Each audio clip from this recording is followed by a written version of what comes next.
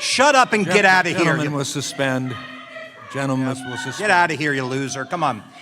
By the way, to be clear, I hold you all responsible for this. It is the attitude that you have allowed on your college campuses that make people think that this is okay. Corinna Mullen at John Jay College said, after October 7th, the right of Palestinian armed resistance is just, and just last month was filmed chanting, up, up, up with freedom, down, down, down with Zionist scum. This is a professor that teaches your Jewish students. Why would you give a job? See, I understand freedom of speech, but you get to decide who to hire. Why would you give a position to someone who said October 7th was justified? Why? Ladies and gentlemen, welcome back to America First. Today we're diving deep into what I can only describe as one of the most infuriating yet necessary congressional hearings I've seen in years. Before we get started, if you believe in putting America and American values first, hit that like button right now and subscribe to this channel. We're building a community of patriots who aren't afraid to speak the truth, and we need your support. Also, consider supporting us on our Patreon page at patreon.com/AmericaFirst for as little as $5 a month. Your support helps us continue bringing you unfiltered conservative commentary and holding these corrupt institutions accountable. What we witnessed in this congressional hearing is nothing short of a complete and total failure of American higher education. Representative Fine from Florida, and I have to give credit where credit is due, absolutely demolished these university administrators who have been complicit in allowing anti-Semitism to flourish on their campuses. This isn't just about Jewish students, though their safety is absolutely paramount. This is about the complete ideological capture of our universities by radical leftist extremists who hate America, hate our values, and hate anyone who doesn't conform to their twisted worldview. Recognize the gentleman from Florida, Mr. Fine.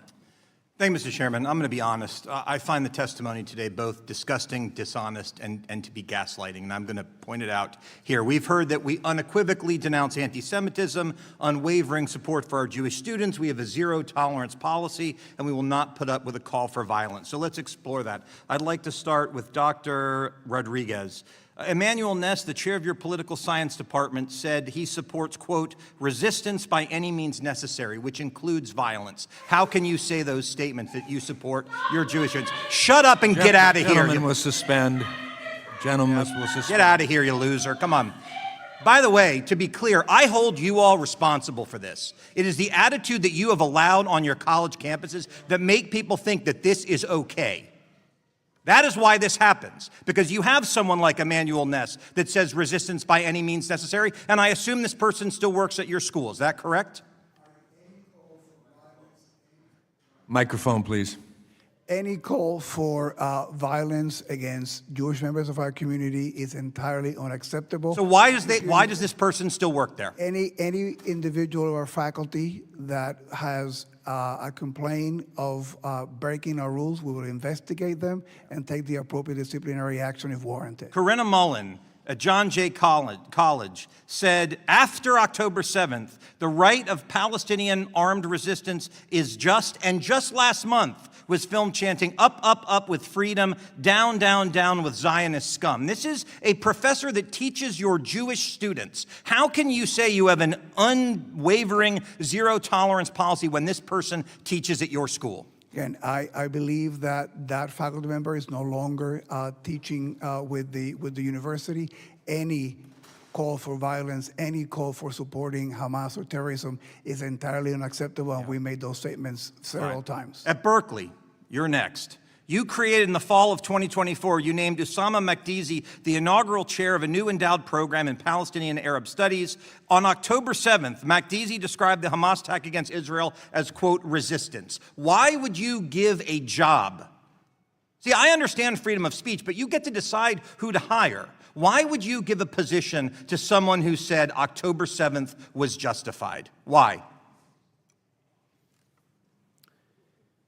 Usama Makdizi, Professor Makdizi, is a fine scholar. He was awarded that position from his colleagues based on academic standards. Great. So on February 5th, 2024, this great academic, you're showing the problem, said, quote, "I could have been one of those who broke through the siege on October 7th. This is what you think is good, and then we're surprised when people come in here and behave this way." I'm going to move on to Georgetown. You've got a campus in Qatar. I note when my colleague, Vice Chair Owens, said, "What would happen with a KKK student on campus?" you said, "Yes, but." That's the problem with all of this. We believe that we should deal with racism, and we should, and I did a lot in the Florida legislature to do with that, but there should not be a but after it when it comes to anti-Semites. So at your school in Qatar, you had a October 24th, 2023, an event titled "Decolonization is Not Just a Theory." It was an exhibition of armed resistance in Africa in solidarity with Palestine. What does decolonization is not just a theory mean to you, and what does it mean to Georgetown? I don't have knowledge of that exhibition. This was a student-led event, Congressman. All right, so I have 90 seconds left, and I'm going to end with this. I have a 17-year-old who will be applying to school next year. He's in Washington interning right now. And how in good conscience could you tell my son, who is Jewish, who's the reason I wear this kippah, how could you tell my son in good conscience that he would be safe at any of your schools? I'll give each of you, 20 seconds to try to answer that question. I would deeply hope he would feel safe, and there's a reason for this at Georgetown. If Jewish students don't feel safe, if they have fear, if it's not just hurtful to them, it destroys our mission of interfaith dialogue. They don't feel safe right now. Your turn. I have spoken to many students. We have recruited actively in the Jewish community at CUNY. I've actually began a program of extending a program that we have of recruiting in the high schools to the yeshivas, which is College Now. And again, we have listened. I have met with the students, gone to Hillel, listened to their concerns, and I've told them that we need to do better. We have made the changes, and we're showing the results. And listening and being committed to their safety is something that I wake up every day to do. Yeah, I don't even need an answer from Berkeley, given the answer to that question about that professor. I would tell you this: the Jewish students on your campus, they do not feel safe today, and you all should be ashamed about that. And with that, I yield back. I thank the gentleman, and I recognize the gentleman from Wisconsin, Mr. Grothman. Thank you. First of all, just a quick general statement. This has been talked about the third or fourth. Let me break down what happened here, because every American parent needs to understand what's happening at these institutions that they're potentially sending their children to and paying hundreds of thousands of dollars for the privilege. Representative Fine confronted these administrators about their claims of having zero-tolerance policies for anti-Semitism, and what we discovered is that these policies are nothing more than empty words designed to provide cover while they continue to employ and promote faculty members who openly support terrorism and violence against Jewish Americans.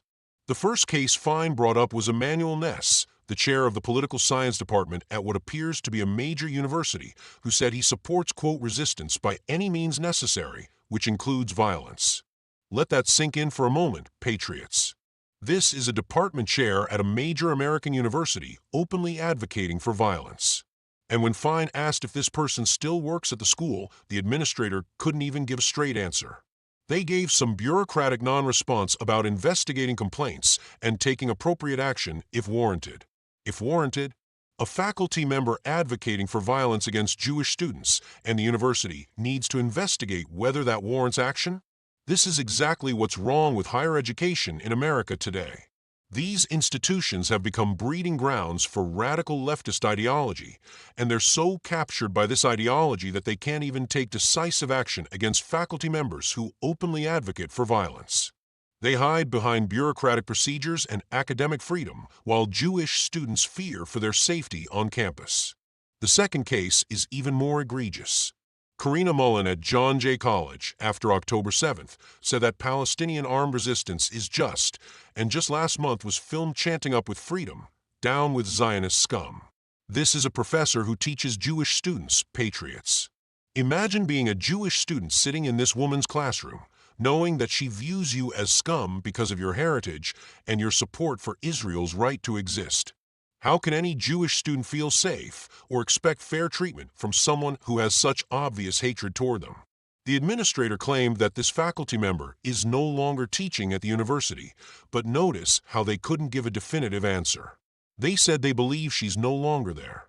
They believe you're the administrator of a major university, and you believe a faculty member who was caught on camera expressing hatred toward Jewish students is no longer employed? This lack of certainty, this wishy-washy response, tells us everything we need to know about how seriously these institutions take anti-Semitism. Then we get to Berkeley, and this is where things get really disturbing. In fall 2024, they named Usama Makdetsi as the inaugural chair of a new endowed program in Palestinian Arab Studies. On October 7th, Makdetsi described the Hamas terrorist attack against Israel as resistance. Let me be absolutely clear about what October 7th was, patriots. It was the largest massacre of Jewish people since the Holocaust. Hamas terrorists brutally murdered over 1,200 innocent civilians, including babies, children, and elderly people. They raped women, they burned families alive in their homes, they took hundreds of hostages. And this professor that Berkeley decided to hire and promote called this resistance. When Fine confronted the Berkeley administrator about this, they defended Makdetsi as a fine scholar who was awarded the position based on academic standards. Academic standards? What academic standards allow someone who celebrates the murder of innocent civilians to chair an academic program? This is the complete moral bankruptcy of American higher education on full display. But it gets worse, patriots. Fine revealed that on February 5, 2024, this celebrated academic said, and I quote, "I could have been one of those who broke through the siege on October 7th. This professor is literally fantasizing about participating in the massacre of Jewish civilians, and Berkeley thinks he's qualified to lead an academic program. This isn't about academic freedom or diverse perspectives. This is about employing people who support terrorism and violence against innocent civilians. The Georgetown situation is equally troubling. They have a campus in Qatar, which should raise red flags for any thinking American. Qatar is a nation that has long supported terrorist organizations, including Hamas. On October 24, 2023, Georgetown, Qatar hosted an event titled Decolonization is not just a theory, described as an exhibition of armed resistance in Africa in solidarity with Palestine. When Fine asked what decolonization means to Georgetown, the administrator claimed ignorance of the event, calling it student-led. This is a pattern we see repeatedly from these administrators. They claim ignorance when confronted with the radical activities happening on their campuses, but they're perfectly aware when it comes time to collect tuition money or apply for federal funding. They want to have it both ways. They want to allow radical leftist faculty and students to promote violence and hatred, but they don't want to be held accountable for the consequences. The most powerful moment in this hearing came when Representative Fine made it personal. He talked about his 17-year-old son who will be applying to college next year, and he asked these administrators how they could in good conscience tell his Jewish son that he would be safe at any of their schools. This is the question every Jewish parent in America is asking right now, and frankly, it's a question every American parent should be asking regardless of their faith or background. The responses from these administrators were pathetic. The Georgetown representative said he would deeply hope the congressman's son would feel safe, but hope isn't enough when you have faculty members advocating for violence and events celebrating armed resistance. The other administrator talked about recruiting in yeshivas and listening to concerns, but listening isn't enough when you continue to employ faculty members who view Jewish students as the enemy. Representative Fine was absolutely right when he said these administrators should be ashamed. Jewish students on these campuses don't feel safe, and it's because these universities have created an environment where anti-Semitism is not just tolerated, but actively promoted by faculty members who face no consequences for their hatred. This hearing exposed something that conservatives have been warning about for years. American higher education has been completely captured by radical leftist ideology. These institutions that once served as pillars of American intellectual life have become indoctrination centers that promote hatred of America, hatred of our allies like Israel, and hatred of anyone who doesn't conform to their extremist worldview. The faculty members mentioned in this hearing aren't outliers or exceptions. They represent a systemic problem that exists across American higher education. Universities have been hiring and promoting faculty based on their adherence to leftist ideology rather than their academic qualifications or their commitment to creating safe learning environments for all students. What's particularly galling is that these universities receive billions of dollars in federal funding every year. American taxpayers are literally paying for these institutions to employ faculty members who advocate for violence against Jewish students. We're funding our own destruction, patriots. We're paying for these universities to indoctrinate our children with anti-American hatred while creating unsafe environments for Jewish students. The October 7th terrorist attack should have been a wake-up call for every American institution. Instead, what we saw was faculty members and students at universities across the country celebrating the massacre, calling it resistance, and organizing events in solidarity with the terrorists. This isn't about legitimate criticism of Israeli policy. This is about celebrating the murder of innocent civilians, including American citizens who were killed in the attack. The fact that university administrators continue to employ faculty members who celebrate terrorism tells us everything we need to know about the moral rot that has infected higher education. These aren't people who should be shaping young minds or receiving taxpayer funding. They're extremists who have no place in American institutions of learning. Parents need to understand what they're paying for when they send their children to these universities. They're not just paying for an education. They're paying for their children to be indoctrinated by faculty members who hate America and everything it stands for. They're paying for their children to be taught that terrorism is justified resistance and that Jewish students deserve to feel unsafe on campus. The solution isn't complicated, but it requires courage from our political leaders. We need to cut federal funding to any university that employs faculty members who advocate for violence or celebrate terrorism. We need to hold these institutions accountable for creating safe environments for all students, including Jewish students. We need to demand that they fire faculty members who have demonstrated hatred toward any group of students based on their race, religion, or ethnicity. We also need parents to start voting with their wallets. If these universities want to employ terrorist sympathizers and create unsafe environments for Jewish students, they should lose enrollment and funding. There are plenty of colleges and universities that haven't been captured by radical leftist ideology, and parents should be directing their children and their tuition dollars to those institutions instead. The disruption that occurred during this hearing, with audience members shouting at Representative Fine, is a perfect example of the culture these universities have created. When you teach people that certain viewpoints are not just wrong but evil, when you tell them that violence is justified resistance, you create an environment where civil discourse becomes impossible. These disruptors felt empowered to shout down a member of Congress because they've been taught that anyone who supports Israel or criticizes their ideology is not worthy of being heard. Representative Fine was absolutely right when he told these administrators that they bear responsibility for creating this culture. When you employ faculty members who advocate for violence, when you allow events celebrating armed resistance, when you create an environment where Jewish students fear for their safety, you shouldn't be surprised when people think it's acceptable to shout down members of Congress during official hearings. This is bigger than just anti-Semitism, though protecting Jewish students is absolutely crucial. This is about the complete breakdown of American higher education and the need for fundamental reform. We can't continue to allow these institutions to receive taxpayer funding while they actively work to undermine American values and create unsafe environments for students. Every American who believes in freedom, safety, and basic human decency should be outraged by what we heard in this hearing. These universities have failed in their most basic responsibility, creating safe learning environments for all students. They've chosen ideology over safety, political correctness over protecting students, and virtue signaling over basic human decency. The time for half measures and bureaucratic responses is over.